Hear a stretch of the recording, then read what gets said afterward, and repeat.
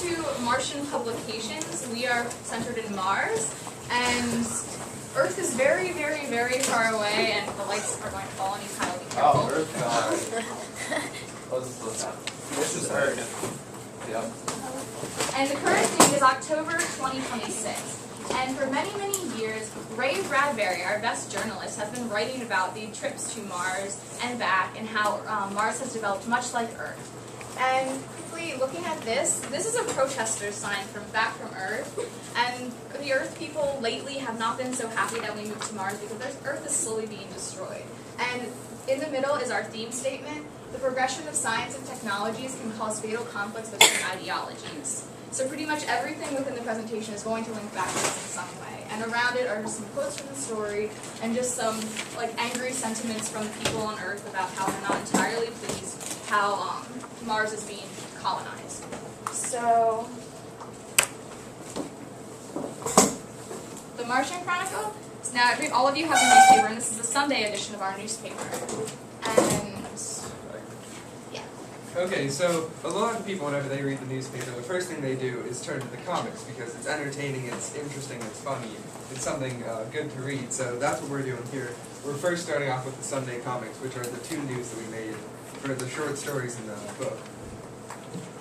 The first one that we have is the first short story in the book called The Rocket Summer, which is about how there's a small town in winter that from the rockets lifting off and the heat and hot air from the rocket lifting off, it turns the town, it melts all the snow and pretty much shifts the climate from winter into summer.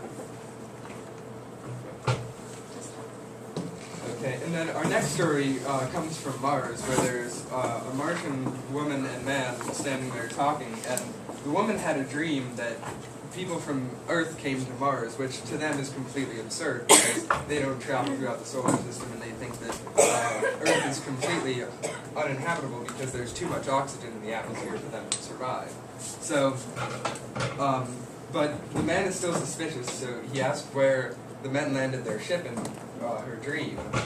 So she answers him, and then he goes off hunting, wearing a mask to disguise what his actual emotions are about what's going on. But he goes off hunting, and you can hear 2 gunshots, and he comes back without anything from his hunting trip and says that he didn't hit anything, but really it's implied that he killed the expedition of men that came to Mars.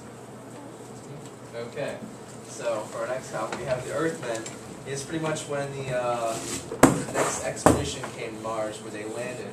But what happened was, since Mars was still in this thought process, nothing can live from that Earth planet.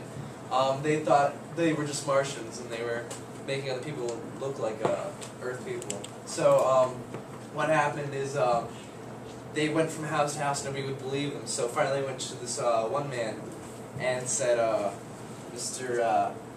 Lee. And he was like, oh, you guys, go back in this back room. And it ended up being an insane asylum, and other people will think they're from Earth, but they're like crazy and stuff. So, and then in the next one was the taxpayer. So when this guy was like, hey, I really want to go to Mars on this next expedition because I pay money, I pay taxes, it should be for the people, and stuff like that. Because pretty much he's saying, well, if they get to go, why can't I go? I mean, I'm just like everybody else. So, go ahead. Okay, the 3rd expedition, we have 16 spacemen and Captain John Black leading it. When they land, they are very confused and baffled at what they found. What they have found is a small American town. This baffles them because they were wondering how did this town get here and why everything's the same. Eventually, they continue going around knocking on doors and asking questions. Eventually, an old lady opens the door and tells them it is in the 1920s and they are in the state of Illinois. This further confuses the 16 men, but they continue on. Eventually, one of them finds one of his dearly departed grandparents. He's all happy and stuff, so he goes on and lives in their house for the day. The rest of the crew member also find their departed friends and loved ones, so they also get into the house. The captain, though, is skeptical about these departed people, departed loved ones, but he brushes it off. The captain goes to his home, so-called home, and has dinner, talks to his departed loved ones, and eventually goes to sleep. His brother, his so-called brother, goes into bed with him. Eventually, Captain starts thinking in his head, how is this all possible? He then comes to the conclusion that these are Martians and they're using telepathy to make all these hallucinations of the town, the people, the loved ones, everything. So when he goes out to try to tell the rest of the crew members, his so-called brother kills him in the process. The next day, 16 coffins appear. The group of aliens or Martians have a funeral. Eventually, their hallucinations start to shimmer, and it shows that they are really Martians. And moon being still as bright, we have the fourth expedition. This time, we came here, the planet is desolated. Dr. Hathaway, a physician, tested the Martians' bodies and found that they might have died from chickenpox. Chickenpox may have been acquired from previous expeditions. Spender is an archaeologist. Jeff Spender is an archaeologist. He is going to be very important in the story. Anyways, he goes around, goes into the ruins. He eventually learns how to speak Martian, understands Martian language. He finds a lot about the Martian culture and the religion about the Martians.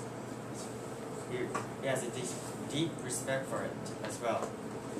Eventually, the rest of the crew members and the captain just party and get drunk. They start destroying the ruins, start dropping bottles into the river, start target practicing with the Martian ruins. Spender gets mad at it and starts punching people.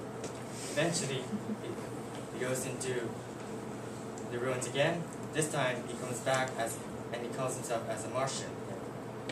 So, eventually he asks a Cherokee inside the crew if he wants to join him. It failed, so he kills everyone. He kills the Cherokee and everyone. But he couldn't kill everyone in the group, for some part of the group were not present at the time. After killing all these people, he runs back to the hills and feels ill and thinks about what he has done. Eventually, the rest of the group figure out that Spender had killed everyone, so they go on a hunt for Spender. Eventually, Captain Wilder finds Spender and talks to him.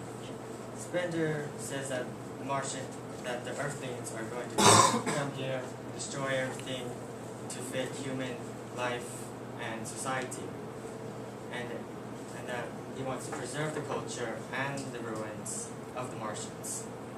So eventually, they talk about it, and Wilder goes away, and then eventually they go find Spender again and kill him off.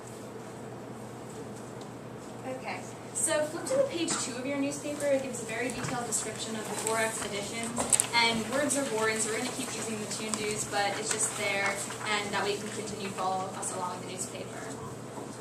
So this chapter is called The Green Morning, and basically it's about this man named Driscoll who doesn't really understand his purpose on Mars. He was one of the first settlers, and he feels really uncomfortable there, as though he doesn't belong, which is a theme that is carried out throughout the entire novel. So he decides that because the oxygen levels are so low on Mars, and there's no greenery anywhere because it was essentially a desert with canals running through it, he plants trees. So he walks thousands of miles just planting trees everywhere, kind of like Johnny Appleseed, but not those trees.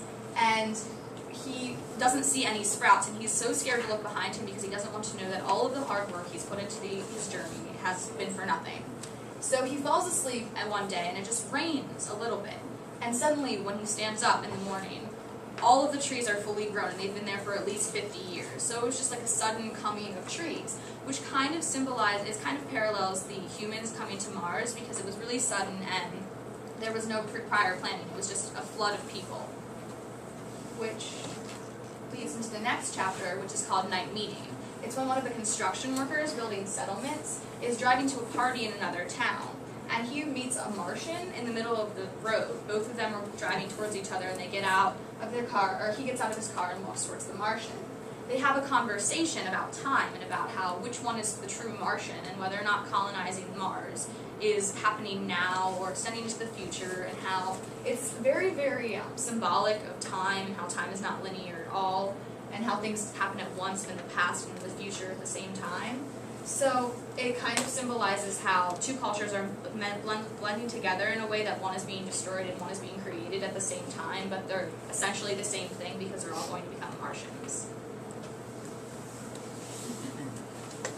Okay, now back down on Earth, some people are noticing that a lot of the black people who live on Earth are going to Mars, which upsets a lot of people who are still in a more racist mindset because, yeah, they don't think that they should be going to Mars because they should be staying on Earth and working and making the money. And for example, in this story, the man named Belter who worked for him, who's Mr. Teese, and he owed Mr. Teese money. However, he and some of his friends gathered up enough money to pay off Mr. Teese so he could go to Mars, which greatly upset Teese, who tried to get another black teenage boy to stay and work for him. But the older gentleman there decided to pay off that so he could go to Mars as well, which really was just a short little story about how people are working together to escape racism and try to get to Mars where they can really start a new life. Okay, and then also, back on Mars, this story is Usher 2, which is about a man named Mr. Stahl who builds a recreation of Edgar Allan Poe's House of Usher. But unfortunately, that's not really acceptable on Mars, where these people, the Department of Moral Climates, comes and tries to censor it because they don't like any sort of literature or artwork or anything that promotes negative feelings, which, as you can imagine, horror stories tend to do. So what he does is he invites everyone who comes with the Department of Moral Climates inside to just explore the house, and while the people are walking around looking around the house, some of them see other members of the department die, and this shocks them, so they ask Mr. Stahl what he's up to, and he just says that they're robots and it's adding to the horror to make the house seem creepier, because it's really just what he looks at as a work of horror. But really that's not true, and it's the real people that died and robots that replaced them. And he traps Mr. Garrett, who's the head of the department, he traps him in the basement and walls him up and kills him just like in the Edgar Allan Poe story. Yeah, the Caspernaut. But and then after this, he leaves and the house is destroyed. But he really accomplished his goal of trying to destroy censorship on Mars. Right, and as we keep going with these stories, you can start to kind of see Ray Bradbury's kind of point against society sort of kind of thing with the censorship. I don't know if you guys read Fahrenheit 451. He's same author. It's about censorship of books and all that kind, so you can kind of see where he's coming from between those both stories. Okay, so The Martian. Jason, you want to get this one? Okay, well this one is the story of an older couple living on Mars who they think they see their deceased son, and they think that it's their son, they think he's come back to life, so they go and spend time with him and really like act like he's part of the family, but when they're out walking, other people see him as someone differently, like other loved ones that they've lost in their past, which kind of shows that something suspicious is going on. But everyone sees someone else that they like from their past that they want, like a police officer sees a criminal that he was trying to catch. Some people see their daughter or their deceased wife or their deceased son. But everyone like goes after this person and tries to catch them because they want those people back in their life. But really they just find out that it's a Martian all along who was using telepathy to find people from their past, so he would seem familiar and blend in. But he ends up being killed because all of the shapeshifting wears him out, trying to pretend to be other people. So really none of the people get the person that they want because it's a Martian all along.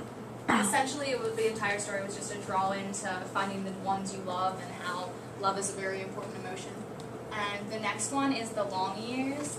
Essentially, it's about the captain from the 4th expedition has been on a trip to Jupiter, I believe, and he starts coming back to Mars, seeing that Earth has been destroyed. And in between the last 2 stories, Earth does get destroyed, essentially. There's a nuclear war on Earth, which is why many people did flee to Mars, but then as soon as they saw that Earth was being destroyed and all of their family members were dying, they went back to Earth because they couldn't, again, love is a very important emotion, they couldn't let them die, and they wanted to see them again. So this one family stayed back on Mars, and it's a father and his 2 children and his wife, and they live in a small cottage for many years, and the captain comes back and finds them, and they do know each other from a very long time ago back on Earth, and they begin talking. And the captain notices something strange about the family, how the children and the wife haven't aged, but the father had, and they send another member of the crew out into the graveyard, which is close by, and discover that the mother and the 2 children had died many, many years ago, and that the father, being very lonely, built androids as replications of his family, which again kind of parallels to our theme statement because he's replacing his ideologies of family and love with technology, which really is kind of a cold shell of what it should be. And in the end, the father kind of admits that to himself that they are androids, and he dies of a heart attack, and the captain ends up leaving the androids there to carry out their lives because they're programmed to do so, and he doesn't feel that it's right to destroy them. There Will Come Soft Rains is another story. In this one, we are back on Earth. It is August of 2026. The house is empty, but everything goes on as usual with the robots. The robots tell everyone to wake up, the alarms go off, the robots are cooking breakfast for everyone, telling everybody to get out of the house, and they come back in, etc. Eventually, we go outside, we see 4 silhouettes of people. One is the lady is the parents, a lady and a man doing yard work, and 2 is the boy and girl playing catch with a ball. This implies that a nuclear bomb has exploded and has left the silhouettes on the walls of the house. Eventually, the day goes on. The dog comes into the house. He's all skinny, lean, hungry, and has all these sores upon him. Eventually he dies within the house, and the mice that usually cleans up the house, the robotic mice, comes up and just takes the dog and puts it in an incinerator because it's dead. Eventually, a tree falls down and causes a huge fire within the house. The mice try to prevent the fire from spreading. Sprinklers and hoses go about spraying this goo all over the place, but the fire still prevails and consumes the whole entire house except this one part of the wall. Eventually, it's the next day, the rain comes and gets rid of the fire, leaving the wall. Eventually, it's the next day, the robot tells date again, and it's tomorrow. And in the Million-Year Picnic, a family has escaped from Earth to Mars. A small family, they have a small family of 4. The rocket crash landed into a swamp, and they go by boat and leave the rocket. The rocket explodes, and their kids are wondering why his father exploded the rocket. The father just smiles and keeps going on. Eventually, they go and look for cities. The dad asks which city these kids want because they're the only one on the planet. Eventually, the kids said they want the city with Martians in it. Dad says, okay, we'll find a city with Martians in it. He tells his kids to go. When they reach a city, he tells his kids to look into the river and you will find Martians. What the kids find is the reflections, and it shows that they are now the Martians. Now this is very important because it shows that they want to, everything from the past, everything from Earth, they want to get rid of and adjust to Martian life and become Martians. Sorry anew, basically. This is the true resolution of the entire novel because it kind of shows how society is going to start again after both the Martians were destroyed from chickenpox and the humans on Earth were destroyed from the nuclear war. The nuclear war being the climax of the novel, it just slowly goes down the following action until this point. And the father of this family actually truly explains the theme statement, because he talks about how technology made humanity children in a wilderness, because we just kept playing with technology and testing it and pushing its limits and not really reminding ourselves of what really mattered to us, because we spent so much time focusing on the material aspects of life. Right. And also, just to go on of that, what I was talking to some of the people in period 8, we also came up with this idea for another theme statement, sort of. This story pretty much was like a pretty big, it's one of the biggest sort of symbolic parts, where the dad, he even burned a map of Earth, so that way nothing's left of Earth. And what we thought was Ray Bradbury was trying to put across the idea of maybe we shouldn't bring everything from Earth to recreate it on Mars, but we should like embrace what Mars already has and use what they have, sort of.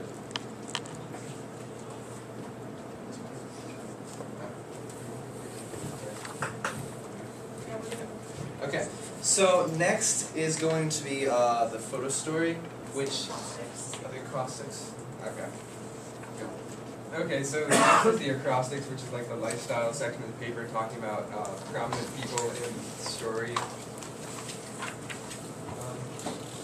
This is the only part of the presentation you take notes on, so.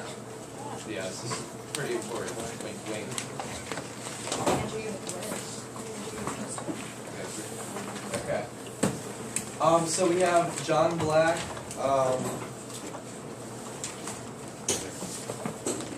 So we have, John Black is the captain of the third expedition. There we go. And so, Journey to Mars openly questions the sudden appearance of friends and relatives. Hingston suggests to him that the ship took them back in time. Never discovers the fate of the first 2 expeditions. Beautiful Ohio is the song they hear playing in the Martian town. Lustig immediately falls for Martian illusions, convincing John to assumes that the people they meet are actually Martians. Captain of the third exposition and killed by Martians. And then we have Belter. Black man elects to go to Mars, leaves his employer behind, tries to pay off his debt to Tease, eventually gets help from other men who want to assist him, runs away, and joins the other black men going to Mars.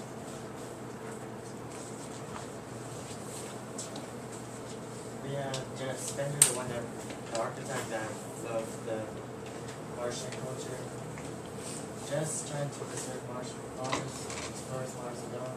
Felt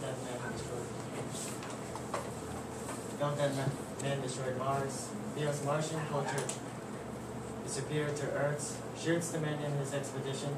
Pretends that he is the last Martian. Eliminates his own crewmates. Never delays colonization. Dies at the hands of Captain Wilder.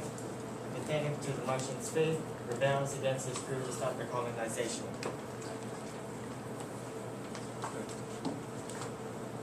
Okay, this is Wilder, the captain of the 4th expedition. He wins his battle against Spender, he kills him.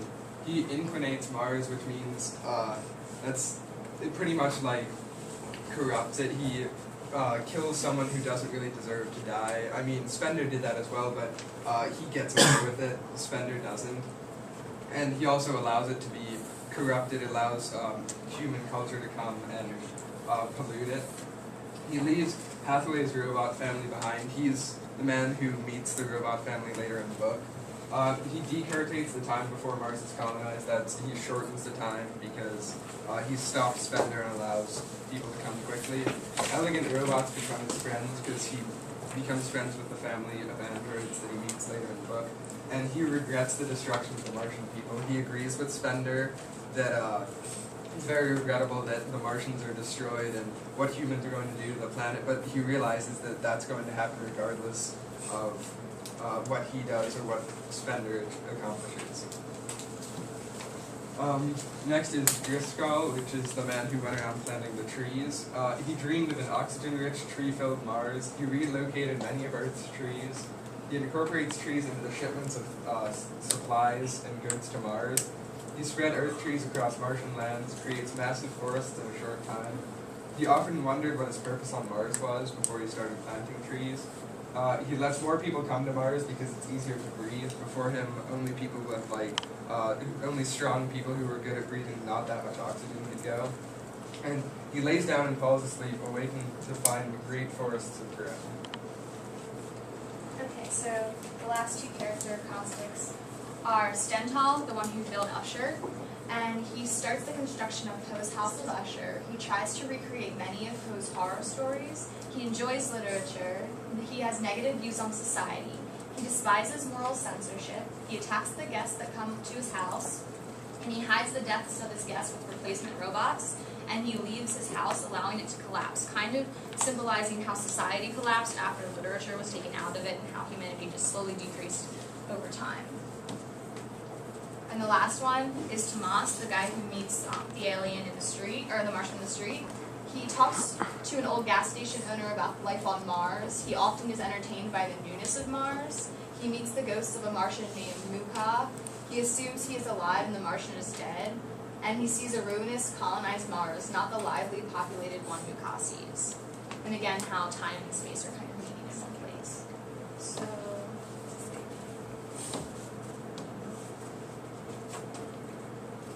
Okay, so now we have the photo story, which we based on the mood. The mood of the story, as you can tell, is kind of, I don't know, sort of, I don't know. dark? Yes, dark. That's the word I'm looking for. Because as humans, we're trying to, I don't know, it relates to the idea of westward expansion for us. How about we were destroying the old culture of the Native Americans, and it's kind of just a grim idea. And this is kind of like our photojournalism piece. Mr. Whitmer, could you make it? Take up the big screen. I don't want to mess up the buttons by accident.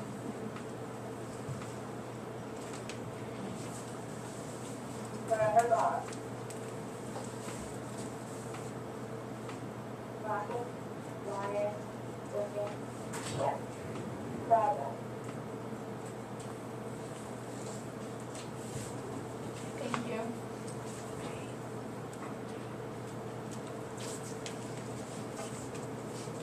Forever gone. Rockets, wires, wickets, jets. Progress in all its glory. Exploration breaking all boundaries. Progress, pulling us apart. Society, ideals, standards, religion. Moving from the known world, only to create new boundaries. Silence, fortified against all change. Earth falls to pieces. A minute world with catastrophic troubles. Mars is a safety. Problems cannot travel. The intangible will float away in space. Or live. A parasite, ideology, slowly wearing down everything humanity touches. Martian sky. Who is the real parasite? Humanity or the unknown? Gone are those who are free, haunting men from now on, forever in their dreams, but gone, forever gone. We don't forget, trying to create, trying to set things right, but nothing seems to be right. Man has to learn how to cope with flaws, but nothing we have is truly lost. As a parasite, it sticks to us. Progress destroying truth. The true loss is on Mars. Loss of every single Martian. Forever, they are gone. And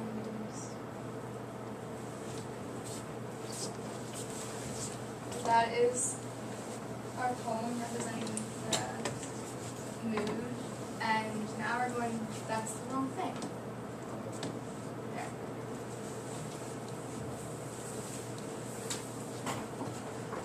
Okay.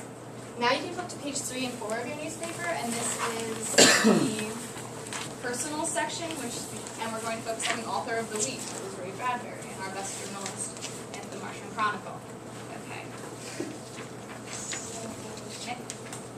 Oh wait. Okay.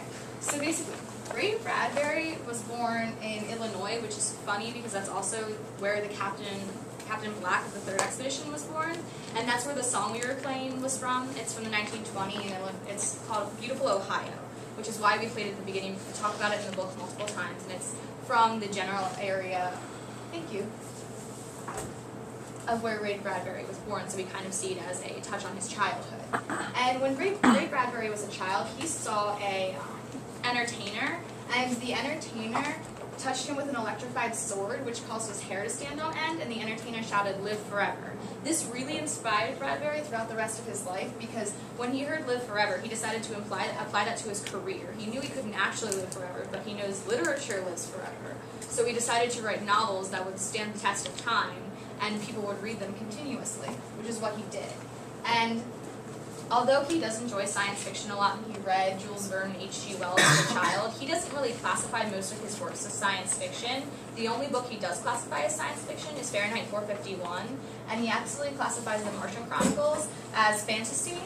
And the reason he says that it couldn't happen is because the reason it's going to be around a long time, because it's a Greek myth, and myths have staying power. Basically, he wanted to write myths and fantasies instead of science fiction because he believed that they actually could stay and people will be interested in them for a long time, whereas books about technology can be surpassed by new technology. So really, the main focus behind a lot of his works is to stand the test of time and to really develop true stories that people can relate to and love, and also to definitely critique society. He was very against what society was doing. This book was written in 1950, so there were some communist influences and Cold War influences and many others, which is what Nick's going to talk about now. In the 1940s and 1950s, World War II has ended. Europe is split between communists and Democrats. The communists are controlled by the Soviet Union. It's split. The Iron Curtain is formed from Germany all the way down to Yugoslavia. And you got NATO and the Warsaw Pact. The Warsaw Pact is with the communists. NATO is with the United States, France, and England. And many other democratic countries that do not want a communist government. So that's the theme of the Martian Chronicles.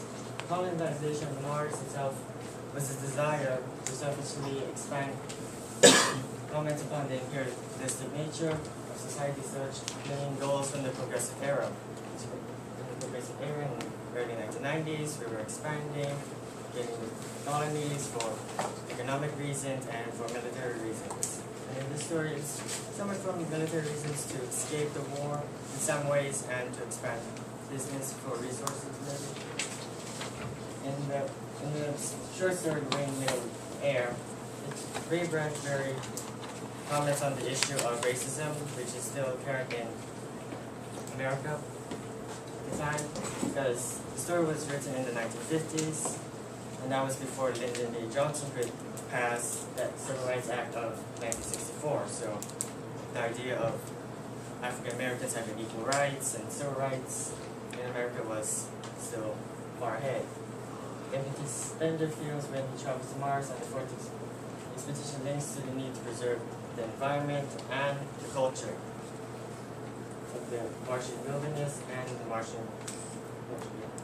As industrialization continues with the expansion of human society, it destroys and degrades the Martian, will degrade the Martian planet like it has done on the Earth. And Weber also talks about censorship. In Fahrenheit 451, he also used censorship with the burning of the books and everything in the censorship books. He used that with the moral climates. Yes.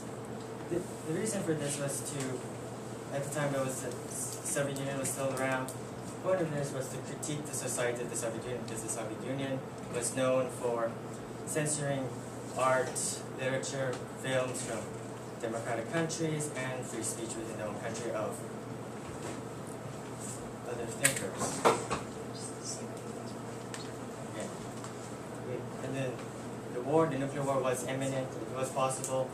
The United States and Soviet Unions were building massive amounts of bombs. They eventually developed new ways of transporting bombs. They go from planes to intercontinental ballistic missiles, which travel about 15,000 miles per hour. So So the war was quite imminent. 10,000 bombs were created.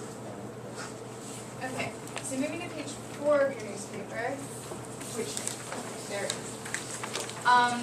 Just to go over some literary elements of the story, the point of view of the book, the point of view of the novel was in third-person omniscient, because when you were reading it, you could read the thoughts of the people, and there was very detailed dialogue, and the structure of the novel is what Bradbury calls a book of stories pretending to be a novel. It was essentially short stories published through various publications throughout a few-year period that were compiled into a novel in 1950.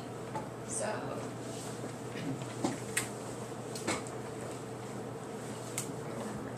wait on your citizens. Okay, so first of all, for the symbolism in the book, the most prominent symbol in the book is the masks that the Martians wore. That there's an example of that given in the second short story, and that's our recreation of one of the masks used by the Martians. It's meant to disguise emotion, so you didn't really know like what they were thinking or what they were doing. So that really just shows that they are kind of focused sometimes on trying to hide their emotions so as not to like upset other people. Another thing, another symbol in the book is the guns that the Martians used they shot bees, which is kind of strange, but it really shows how they really lived with nature, and they could had power over it, but didn't like destroy it the way we did. They just used it without destroying it.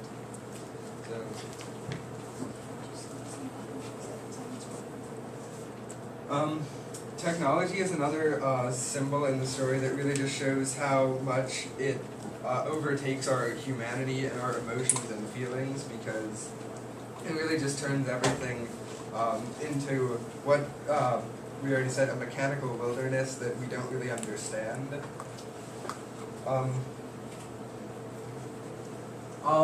We use similes. Ray Bradbury uses similes and metaphors a lot through this book. It's trying to show really how we need to sort of wake up and say society needs to change by using different similes, comparing us to Mars and sort of contrasting in that way. Okay, so that's essentially the literary elements, which is the exclusive handout issue in our newspaper. So, can you make a few show? Okay.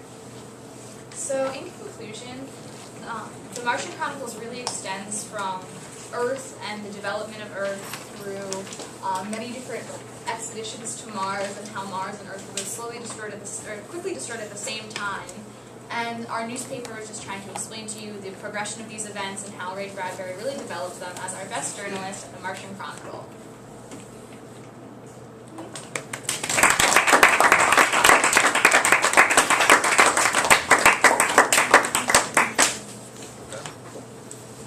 Comments, questions, reactions, thoughts, and feelings. All of the stuff up here means something, so if you have any questions about what our decorations are, we can explain them. Yeah, Brett. The rocket, that was just decoration in the room, just because the same thing, that's the only thing that really doesn't have meaning. It was just a rocket. We built it for the creativity aspect, and just to show you how the rockets actually looked more antique, the ones they used, much like the ones that they were building when Ray Bradbury was writing. It's been through a couple flights. Yeah, it's a little bit worn down since the first period. Got windows. But Nice view. Well, I have a question. Just on the first page, it says boys use Martian birds to instrument. yeah, one of the chapters that we didn't talk about because we didn't think it was absolutely crucial to the plot is that when settlers came to Mars, boys would go into old Martian houses where the bodies of old Martians lay, and when Martians got chickenpox, they kind of turned to ash. So boys would kick the bodies, the black ash would fly up, and they would use their rib bones as xylophones. Yep. Kind of showing like disrespect for other cultures. Anything else? But only one question. Julia. Andrew, behind your head, the poster. What is that part right there that looks kind of like the... No, on the other side of that. Yeah. That's sort of the old Martian ruins. I mean, the poster idea was, you have Mars right here, of course, this was taken sort of from the cover. If you expand the cover, it's more of an artwork. But yeah, that's the old Martian ruins. That's sort of like colonization of Mars. McDonald's. I mean, that doesn't say Earth. I don't know what that is. Kind of saying how time is really not linear and how two cultures blended together and kind of destroyed each other in the middle. And the rockets, by the way, are arranged by size of mission because on the first mission only 2 people went and then it slowly increased in size, which is why they got bigger. It wasn't just we were bad at cutting cardboard.